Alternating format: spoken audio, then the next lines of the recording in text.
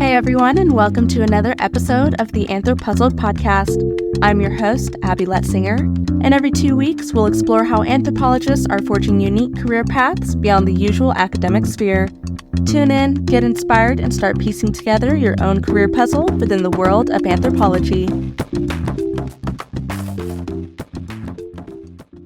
On today's episode, we have Minakshi Das. She graduated from the University of North Texas Denton with a master's in applied anthropology and currently works as a technology strategist for USAA. How are you doing today? Good. How about yourself?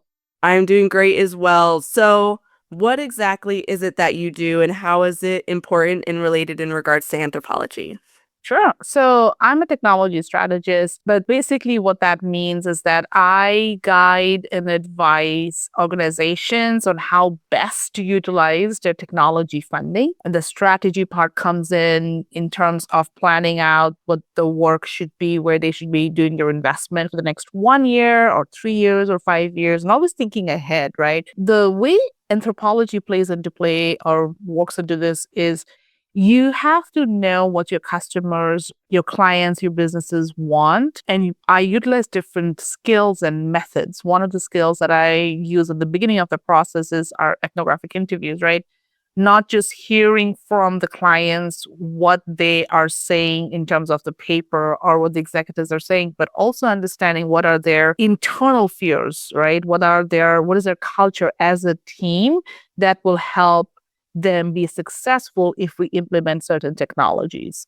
Now, technology always comes as a secondary to people, but understanding the internal culture of these teams helps us kind of deliver projects and products and allocate funding that is best suited. So I use different skills and different methods, anthropological methods throughout the life cycle of strategy and planning and help guide our investment allocation according to that.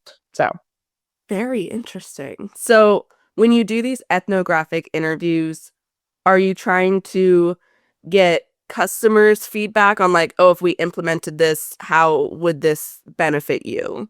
actually, no. It's more of what is your problem that you are currently facing as a team. So these are not client-facing technologies, these are internal technologies, right? So try to understand what problem it is that they are currently facing. What is their vision, their goal for the future?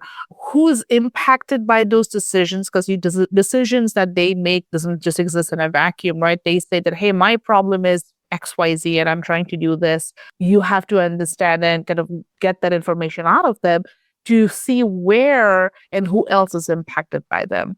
So before we even make allocation of funding for technologies, these interviews help me and my team understand what even is their problem, right? Where are they mindset wise? What does their culture look like? Are we going to have friction in terms of decision making, in terms of deciding what exactly should we be building, both for the year ahead of us or even 3 years into the future?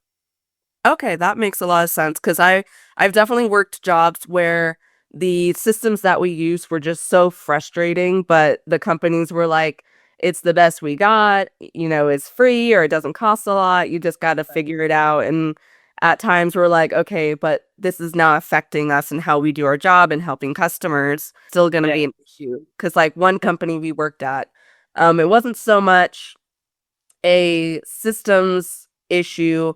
It was more of like how they set up their website that we were getting the same, like every month. It was a subscription service. So every month we'd be getting the same 10,000 emails. And we're like, hey, if you just put this on your website, all these people wouldn't be emailing in and we could actually focus on people who are having actual problems. That's a perfect example of how I would do an ethnographic interview at the beginning of the year. And you as a client or a customer would be like, hey, tell me what your pain points are. And you would tell me, well, I'm receiving too many emails and I'm not productive. Or I have to spend hours a week trying to figure out these emails. Can we do something to reduce that work?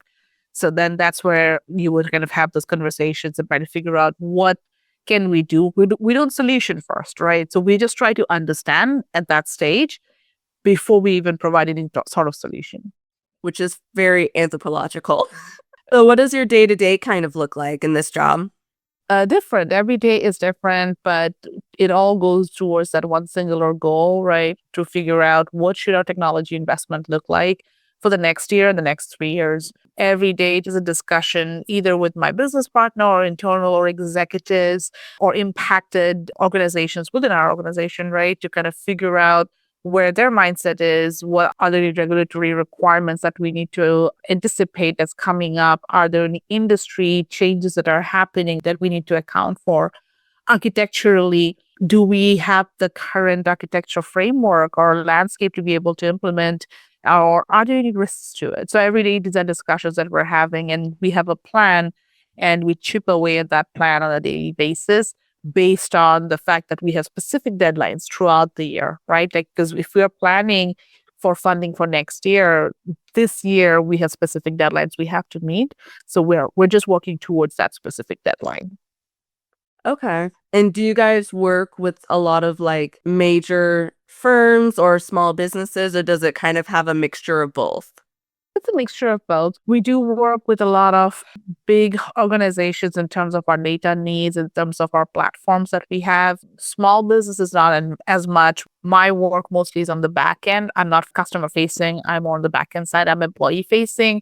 So my products and technologies that I help build impacts the employees that are going to be using them. And the domain that I work in is risk and compliance. So, what are the technologies that we should be investing within the risk and compliance space is what we work with. And then, as far as organizations are concerned, big organizations, they are usually the ones who, like I said, provide us the platforms like ServiceNow, Salesforce, or they give us our data that we need in terms of having that accessible either through dashboards, reporting, databases, warehouses, and whatnot. So, Are there any projects that you've worked on that you would like to talk about and are allowed to talk about that kind of highlighted your experience at your job? yeah, I not work wise, but I can talk about work that I'm doing outside using similar skills. That is, so I have created a framework called the AnthroTech framework. And it's basically the framework that provides all the foundation for any anthropologist to be able to do what I do and then scale it out.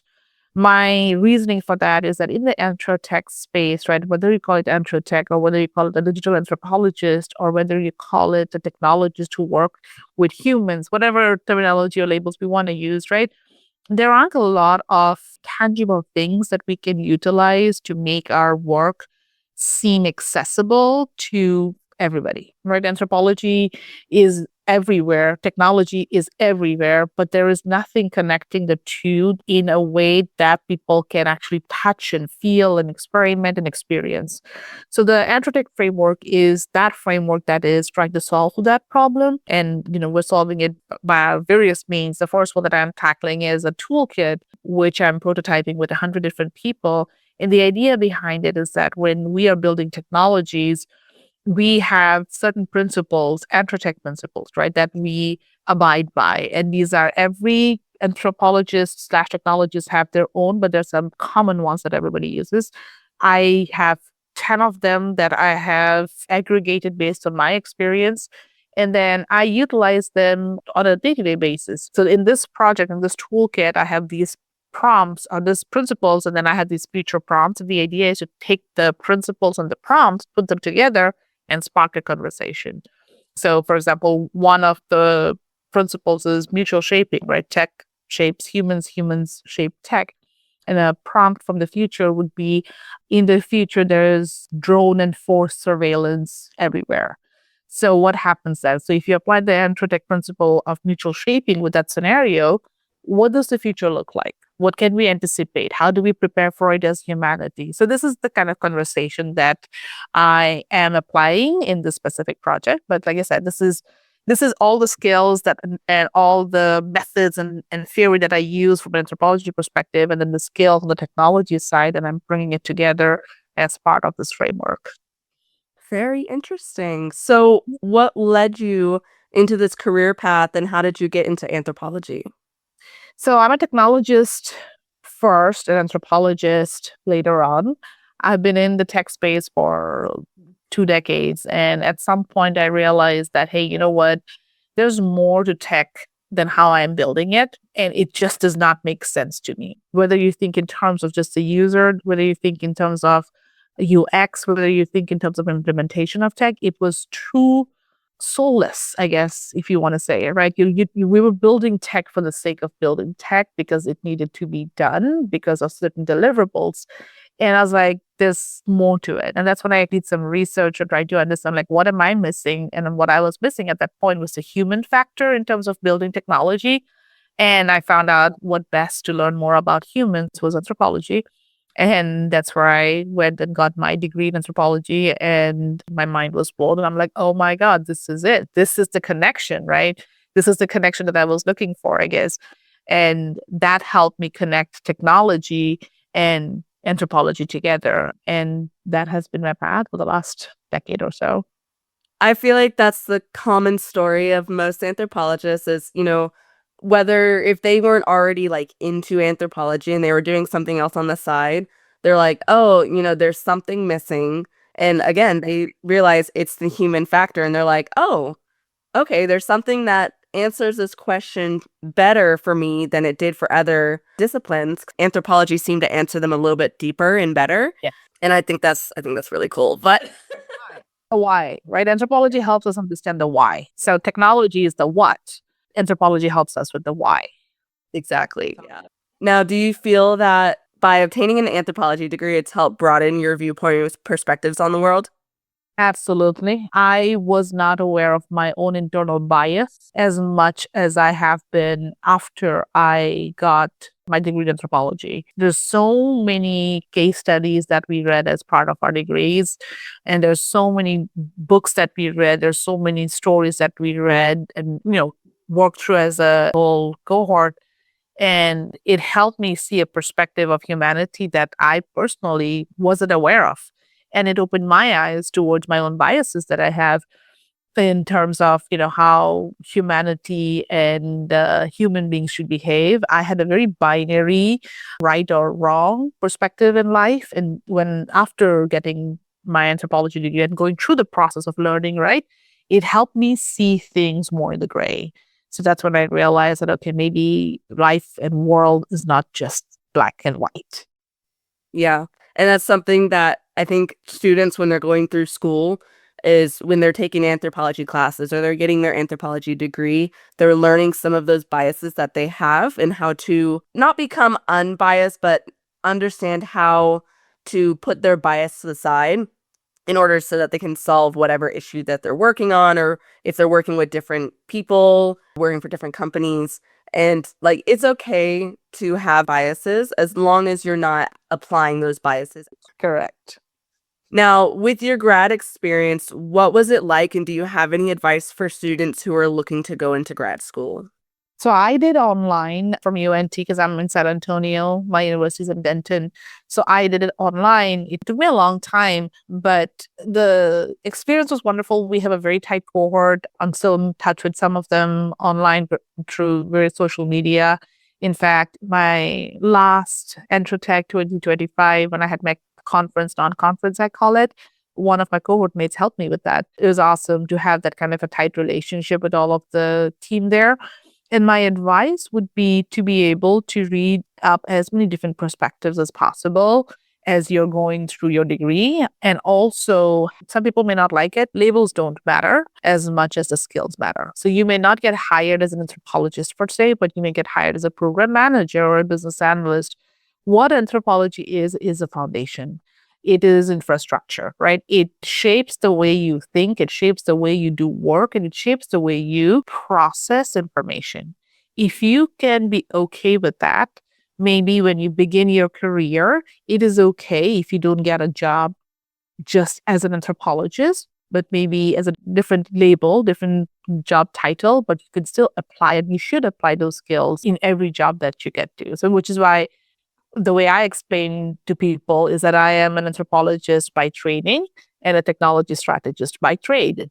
So there's training and there's trade, right? That's how they kind of connect together. And that would be my most important advice, I guess, to students. When you were getting your degree online, do you feel like it was a little bit easier because you could do classes at home? You had a bit more of a support system than actually going into a university?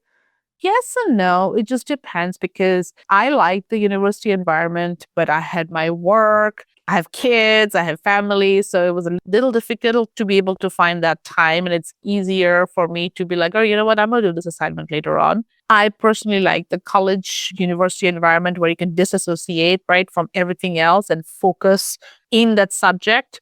But because Denton was so far away, it obviously wasn't possible for me to go there. But it is helpful in terms of like, hey, I have a class, I don't have to drive anywhere or anything. Physically, from those time management perspective, absolutely. But mindset wise, when you're being told 5, 10 different ways, right? Like I said, work, home, family, social life, you have to really be good about making sure that you have time dedicated to your degree. Otherwise, it's easy to like take it not as seriously or something else can come and take its time. It took me 5 years to get my degree because of the other responsibilities that I had. And I was taking like 1 or 2 classes a semester and taking it super slow. Okay, yeah. So I graduated in 2020, so my last semester of college was online. Mhm. I don't do so well with online classes because I get really bored and I'm not even paying attention to whatever the lecture that's being recorded. And but the one skill that I did have was time management because I was used to going to school and working, and so having all my classes online, I'm like you said, it takes out that physical aspect of having to drive to and from courses. And then that's you don't have to factor in weather anymore or traffic. So that was helpful in that regard. But having to take all my classes online, it kind of made the classes more boring.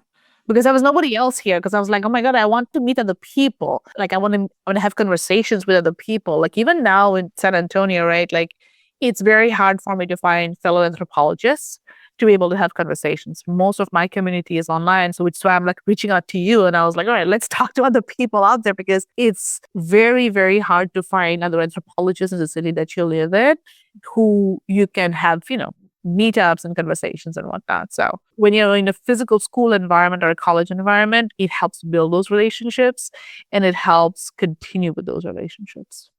Yeah, exactly. Because really, the only time that I ever talk about or talk with anthropologists is when I'm doing the podcast. Because I don't know any other anthropologists in the area. I know there are some because I've had guests on who are from my area. But it's like, what do you do to go out? Like, do you message these people like, hey, let's all meet up as a group in person? And talk about anthropology. Like, what do you do? Exactly. Yeah. That's why I was like the toolkit. It's a card game, right? It doesn't have to be like, hey, let's go out and talk about anthropology. It could be more like, hey, let's go out, have a drink or coffee and play a card game. So you're still doing anthropological stuff, but not so overtly, I guess. And that is my thought process behind it is that we don't have those kind of things to be able to have conversations, to build community. And there's a lot of isolation because of that, because we're not making concepts and theory and methods of anthropology mainstream to be able to have people access it.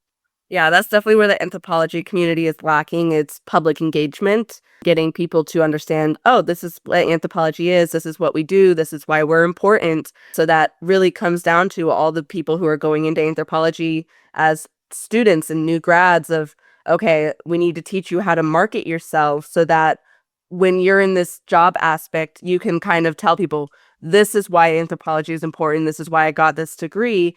And this is why you guys, as an employer, should find this to be important. And then hopefully, the more we do that, the more people are like, oh, anthropology, I know what that is. Right. It's the same thing for psychology and neuroscience, philosophy. If you look at all these other fields, or sociology for that matter, right? They did a very fantastic job of doing a PR on their skills. It has become mainstream. People make philosophy codes and people say, according to psychology. So it's like part of mainstream conversation. Nobody says, according to anthropologists, the the level of intelligence in human beings is checked by da, da, da. But remember that Margaret Mead case about healing the bone? That was a big thing, right? About tribe and community and whatnot. So I was like, nobody talks like that. Nobody references anthropological findings as part of our day-to-day conversations and topics. And I think we should, because there's so much interesting findings that has happened over the last 100 some years that shape humanity, but we don't bring that into normal conversation. So, Yeah, and I think this also comes down on academics a little bit. In when they're publishing, their research or their findings, there's so much academic jargon in it that it's hard for the general population to understand. And yes. there's almost politics in it of, if you write a book that's made for the general public, do you really know your subject well enough? Because it's not standing up to the academic standards.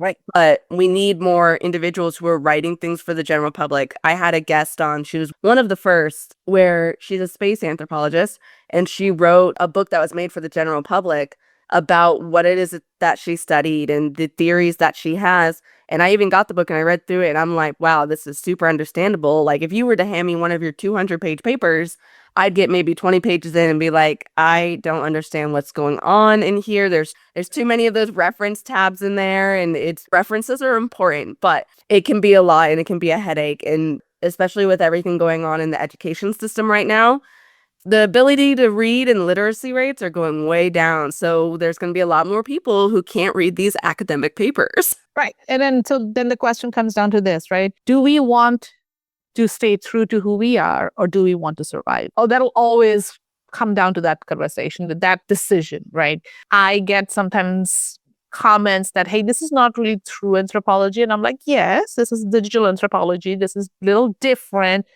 I am making methods up as I go. There's ethnography, right? It's not just ethnography, it's ethnography. I also look at the digital behavior. There's mutation that is happening in the anthropology space. Now, you can stay and keep it as it always has been. You can mutate and change along with the changing environment for it to survive, because survival of this field depends on our ability to change with the changing environment. If we want to stay, to your point, right, academic only, which is fantastic. I give them kudos for giving the amount of time and energy that goes into it, right?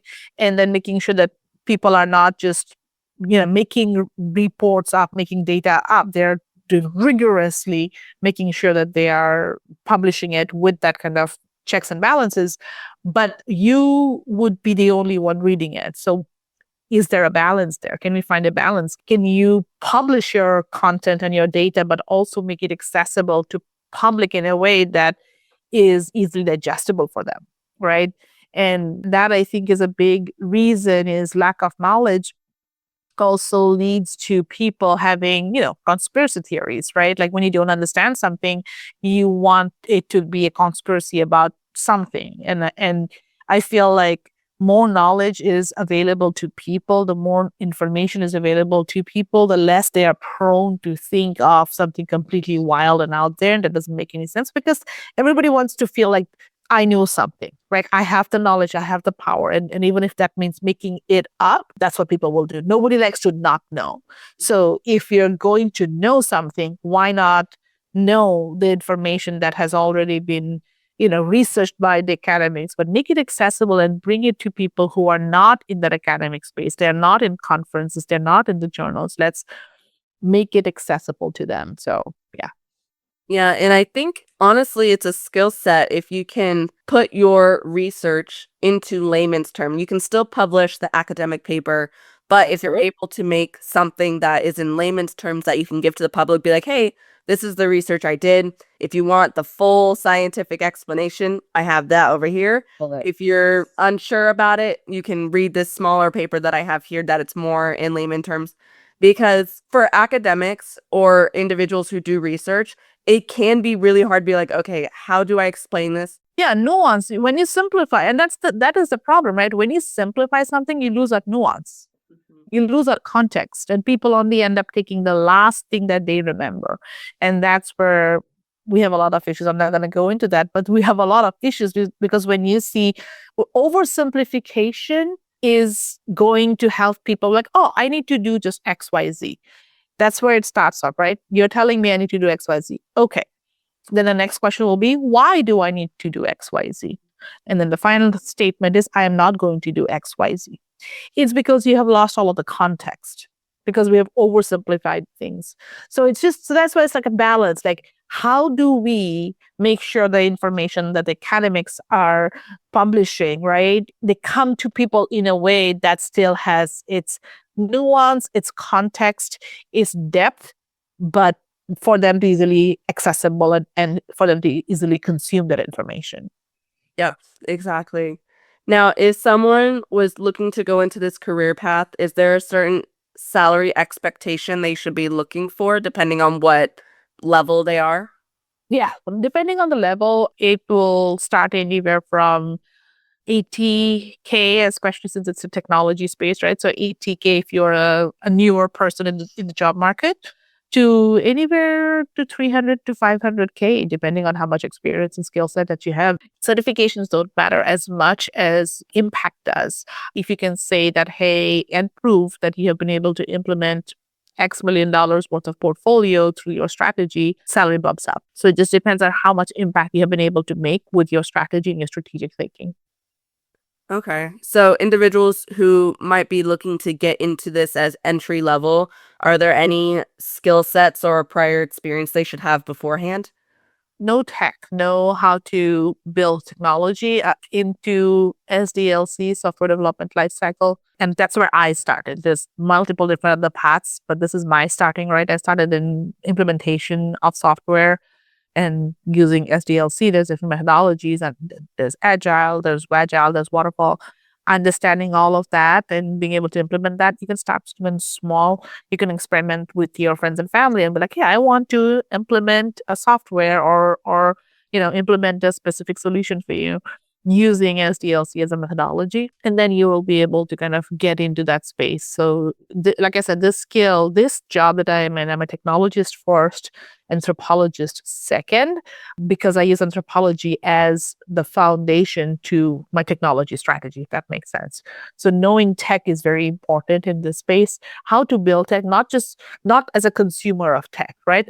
Builder of tech. I want you to know what goes into building technology, and not the details, but the high level methodology, high level process is what is important. Would programming knowledge be beneficial?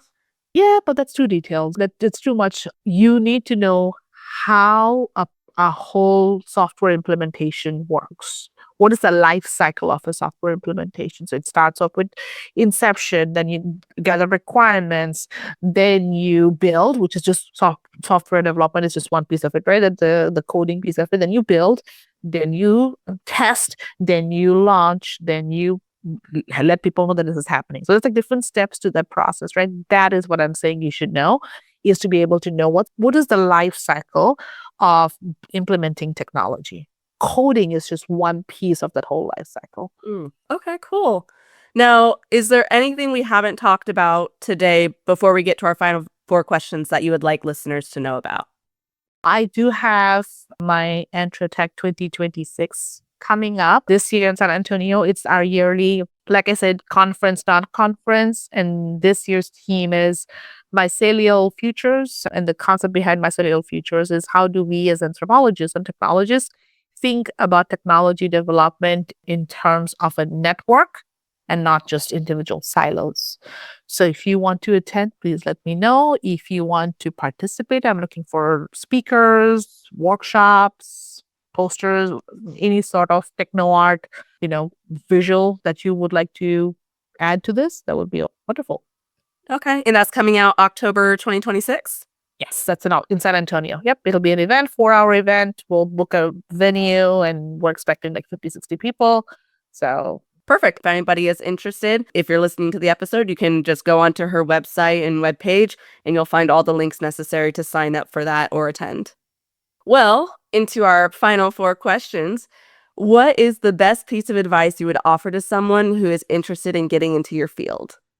understanding methods, anthropological methods, and knowing and being able to implement technology, and knowing that you have to you have to be multidisciplinary in the future. So that let me, if I had to summarize, right? You cannot be just one person. You cannot just have one skill. In the future, we're all going to have to be multidisciplinary. And that is the best way to look at the future ahead of us, whether it's in tech, anthropology, wherever you're looking at it. That would be the way to go. And what changes would you like to see in your industry? More people aware of digital anthropology, anthropotechnology, or anthropotech, or ethnography, and being able to have a more vocal space in the anthropology space, being able to take our work just as important as all the other research, all the other work, and other work that is happening out in the industry. Our digital spaces have a lot of culture and community that we're trying to navigate, and there's a lot of good research that has come out of it. We just need more space to be able to share that with folks.